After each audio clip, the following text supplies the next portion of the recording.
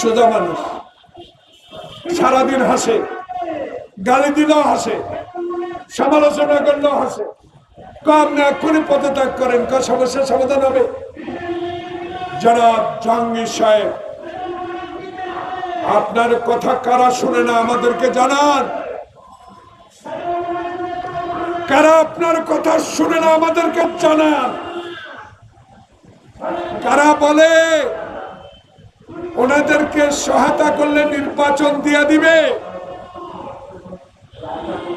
এইসব কথাগুলা কারা বলে প্রকাশ করেন। জাহাঙ্গীর সাহেব, আপনার হারাবার কিছু নাই।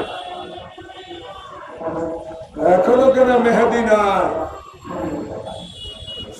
মেহেদী কুড়াল দিয়ে রিজভির অফিস ভেঙে আমাদেরকে গ্রেপ্তার করে। হারুন বিনা কারণে এমপিদেরকে লাঠি পিটা করে। বেনজির আহমদ, কি সুন্দর চেহারা, লাল লাল টকবগে। জিজ্ঞাসা করলে বয়স 30 বছর। বেনজির কেমনে যায় বিদেশ? কোথায় ভেটকায় ভেটকায় এক কথা বলে যে কি না না পুলিশের হাবিব, আরে হাবিব পুলিশের ওই যে এসবি অফিসে বসে বসে কিনা সিনিয়র মনির সাহেব, কোথায় আপনি? এখানে একটু আসেন না। এই যে রিক্সাজীবী ভাইরা যারা দাঁড়িয়ে আছেন, কিচ্ছুই পাবেন না। শান্তি একটা আপনাদের। এই দেশে যেন রিক্সা চালিয়ে কোন লোককে ঘুষ দিতে না হয়, একটাই পাবেন। সেই পাওয়ার ব্যবস্থা করার জন্যই মুক্ত খোকনেরা রক্ত দিয়ে বাংলাদেশে ইউনূস সরকারকে প্রতিষ্ঠা করেছে।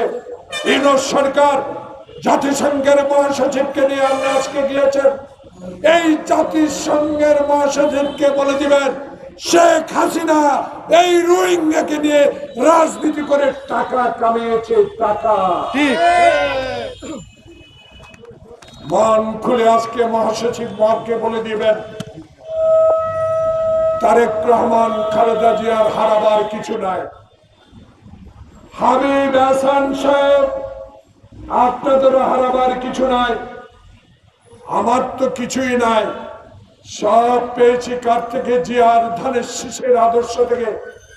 পরপর 5 বার এমপি হয়ে আল্লাহর কাছে একটি ওয়াদা করেছি, শেষ তক পর্যন্ত বাংলাদেশে গরিবের অধিকার, গণতান্ত্রিক অধিকার, সাংবিধানিক প্রতিষ্ঠান, দুদক সহ বিচার বিভাগ সহ সত্যিকার অর্থে বাংলাদেশ এই মুক্ত খোকনের রক্তের বিনিময়ে অর্জিত স্বাধীনতায় যেই সরকার আসবে, সেই সরকার যদি আবার হাসিনার মতো এই দেশে ফ্যাসিস্ট কায়েম করে, কখন কেন মেনে নেবে না, আবার রাজপথে লড়াই করবে।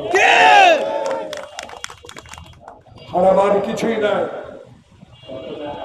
52 ভাষা আন্দোলনে সালাম কিছু পেয়েছে, কিছুই পায় না। কিন্তু নামটা প্রতি বছর 21শে ফেব্রুয়ারি সালাম জাব্বার বলে গান গাইতে গাইতে খালি পায়ে আমরা আজিমপুরে যাই। কেউ হয় না।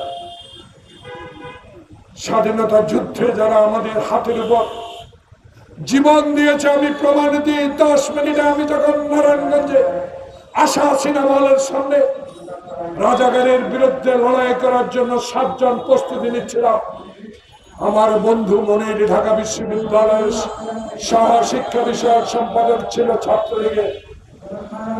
তার ছোট ভাই মনির আমার হাতের উপরে গুলি খেয়ে মারা গেছে। আজও তার কথা মনে পড়ে, কিন্তু সে কিছুই পায় নাই। স্বাধীনতা দিয়ে গিয়েছিল, সেই স্বাধীনতা হাসিনার বাবা গণতন্ত্র হত্যা করে রক্ষা করতে পারে নাই, একদল কায়েম করে রক্ষা করতে পারে নাই।